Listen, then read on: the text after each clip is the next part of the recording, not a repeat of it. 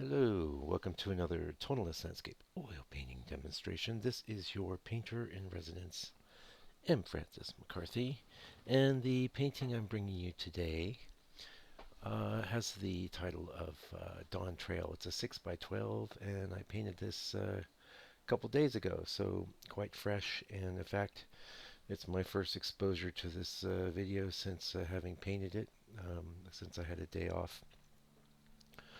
And I'm pretty happy with it. Sorry if there's this helicopter noise in the background. I have no idea what they're doing, but they're flying around and they're making quite a racket. So hopefully it's not being picked up by the microphone too much. I had done the scene back in I want to say 2016 maybe, and it's a pretty successful painting. It was based on an early morning walk my wife and I did while on vacation, and my goodness, let me pause this. Right, we're back. I have no idea what they're doing. There's a big ridge of wooded area behind me, so it's possible they're doing some sort of logging thing, or I don't know what. Maybe it's a rescue operation, or um, I don't know. Helicopters are used for quite a lot of things out here because there's a lot of open space in the north, well, all over New Zealand. It's very sparsely populated. Yeah. Anyway, hopefully I may have to pause again if it looks like he's circling around or doing something. So, but meanwhile, when I revisit a scene like this, now one thing I did, and there's a good tip for you, we got to get the tips to you right off the bat, otherwise, who knows? We might be wasting your time, and we'd hate to do that. So say you want to revisit a scene, but maybe even sold it. I don't know if I sold the painting I did from this motif before, but I don't much mind anyway. Every painting is totally different. But let's say you have a concern about that. One thing you can always do is flip it. And by the way, if flipping it still doesn't look good, then you probably have a poor composition. And a lot of artists keep a mirror in their studio, or lots of times I've been looking at the because I videotape everything I do just about. I like to look at the image in the camera, and I see all sorts of things that I catch.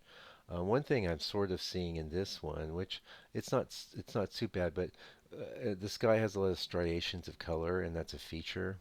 But some of the striations are a little regular in the size, and that's a tendency I have. I feel like the helicopter's coming back again, so let's pause for a minute, and I'll be right back. Yeah, I got the feeling he's going to circle back, but we'll just do this in increments, okay? Anyway, you've been around the channel any length of time at all, you know I'm always harping on changing up the reference, and it's one thing to hear it, it's another thing to experience it, and I have no doubt that 5 years in the future from now, I'll be changing up the reference even more than I do now. But when I revisit a scene like this, I look at a lot of things that I know I painted into the first painting that were in the reference that really should have been changed or modified. For example, this road you see in my reference image is straight as an arrow. It just creates a big, long, like spear shape with straight lines. So one of my first things I did to change things up was to give it a nice curve, and that looks so much nicer. Big triangle, pointy triangles in your painting, they act like pointers, and that might be something that's good depending on what it is you're trying to get across. But in my experience, usually you just want to avoid a lot of pointy triangles in your painting. They act like arrows, and they're not good. Whereas something with a little arc like that, it's a lot more relaxing. It feels more natural as well, in spite of the fact that the photograph was telling a different tale. Okay, well, we definitely can measure this guy's run in increments. So, let me pause again. I'll be right back. So, the other thing I changed is this mass on our right that is basically the anchoring bit of, foliage or what have you. Um, I there's a lot of really interesting, tweaky little things in it in the reference, which I know I fixated on in the previous painting that I did. Here I simplified things and just tried to get a pleasing arrangement. Now I got the puppy, and I think he wants to go. Botty. Yeah. Ow, ow, ow. He's got sharp little teeth. I know. I gotta slip in the puppy. Yeah, maybe next time I pause, I'll just throw in the puppy video. Okay. So you have to watch all the way to the end now if you want to see the puppy. So I pulled up last time the helicopter was getting real loud. I pulled up my reference, and it's a lot orangier. This painting might really benefit from, say, a nice glaze of Indian yellow. I think I'll do that actually. I think it really would give it a great, umptiousness. Um, anyway, a little further along here, I'm gonna maybe read a little bit from the Painterly Approach by Bob Rohm. I have a lot of art books, but some of them are just a bit obtuse and archaic. Uh, I'm looking for other books to read from to you. If you have suggestions, just drop them in the comments. Yeah. Okay, here's another pause. Yeah, I can see the intervals of audio here are quite regular. Hopefully, you'll be patient and just from your standpoint, it probably won't be that obtrusive. I'm hoping it just finally flew off. Um, anyway, I'm going to read a little bit from the Bob Rohn, The Painterly Approach, and it's a really good book if you don't have it. And I'll probably end up covering almost all of it because of all my books is for the contemporary painter the best, I think. Yeah. And why is that? Well, for one, he doesn't hesitate to use photographic reference, but he stresses in his own way the same thing I'm always stressing. It's really more about what you leave out, and it's really more about taking inspiration from something and taking responsibility for the image you're creating. It is a creation of yours. You might feel a great feeling of accomplishment from making a copy from a good photo. Hopefully, if you're making copies of photos, it's at least a good photo. But even good photos have problems when translated into paintings. Lots of problems. So, like I started to say a bit back, I believe. So when I revisit a scene that I've painted before, I go, oh wow, I better add something here. So you see this tree I have over on the left, breaking through the horizon there. That doesn't exist in the reference at all. So I added that because I knew I needed a balancing element. Yeah, sorry about that. And really great to revisit old motifs. I think as you progress along your journey as a painter, and your work should be getting more simple and more abstract, and not abstract in the modern art way. Abstract in the sense that all visual art that humans create is abstract. Photographs are not abstract. They are a direct capture of reality, good, bad. They can be manipulated, and you can actually do things like remove detail, blur things out, what have you. But still, just a copy of reality, not an invention like a painting should be and is. So I did that little tree over there. There was a little tree in the distance you can see, and also that ridge in the distance in the reference is almost black. And I believe I would have painted it like that last time too. But now with a little more experience, I realize that I really want that to feel distant. So having very dark things in the distance really messes with the whole idea that they're distant. The phenomenon is called aerial perspective. Yeah, it looks like this helicopter's got some kind of container or whatever, keeps going off in the distance and then coming right outside my house and dropping things off. So we're just going to have to do this in increments because I owe you a video. We're going to get through it.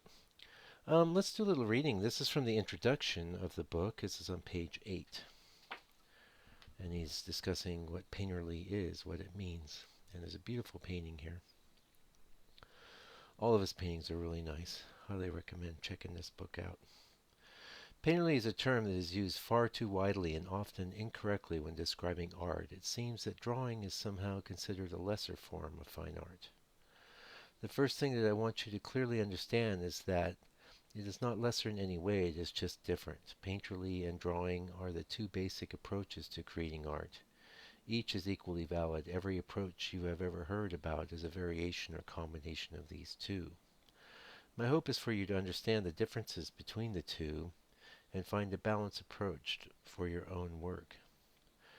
More has been written and taught regarding the drawing approach, probably because it was the way the old masters, it was the way of the old masters, and is where we start as children with crayons and coloring books, filling in accurate and unchangeable outlines instead of creating relationships of masses. Ooh, relationships of masses is the name of the game in painting, my friend. Drawing is a linear approach to creating a painting. Oh, here comes the helicopter. We'll be right back.